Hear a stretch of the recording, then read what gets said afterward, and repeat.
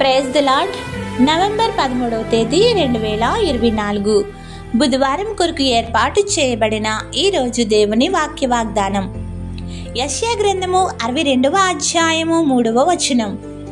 నీవు యెహోవా చేతిలో భూషణ కిరీటముగాను నీ దేవుని చేతిలో రాజకీయ మగుటముగాను ఉందువు. ఆమేన్. ప్రియమైన దేవుని జనాంగమా, దేవునిని ఆశ్రయించు వారికి ఏ మేలు కొదువై ఉండదు. నేను విడవబడిన వాడును, నేను విడవబడిన దానును అని నీవు అనుకుంటున్నావేమో.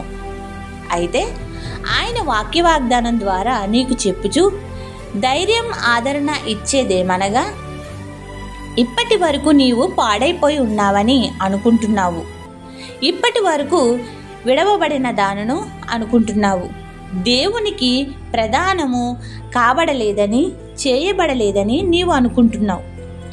సర్వోన్నతుడైన దేవుడు నీతో మాట్లాడేది ఏమనగా, నేను ఉండగా నీకెందుకీ దురావస్థలు, నీకివేవి రానియను, నిన్ను ఎబ్సిబా అని బ్యూలా అని పేర్లు పెట్టి నిన్ను ఆనందింప చెయ్యుదును.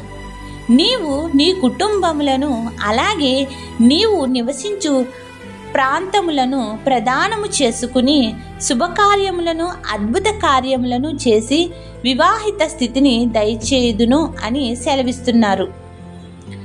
ఆయనైతే మన కోసం ముళ్ళ కిరీటంను ధరించి రక్తం చిందించి మనకు భూషణ కిరీటంగాను అపహాసింపబడి అవమానింపబడి చేదరింపబడి ఘోర శిక్షలకు గురి చేసిన రాజపాలకుల రాజుల చక్రవర్తుల పరిసయ్యుల సద్దుకయ్యుల ప్రధాన యాజకుల కుట్రలకు సిలువలో శ్రమలను అనుభవించి బలియాగం చేసి ఆ బలియాగ త్యాగ ఫలితంగా తన బిడ్డలందరూ రాజకీయ మగుటంగాను చేసి ఉన్నత స్థాయిలో నిలబెట్టువాడై ఉన్నాడు.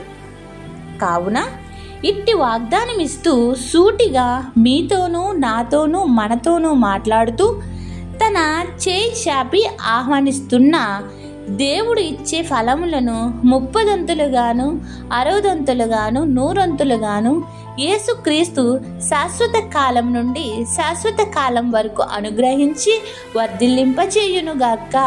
ఆమేన్. ఇట్లా దేవుని సువార్త పరిచర్యలో మీ సహోదరి. ఆమేన్. God bless you. అందరికీ మరణాత.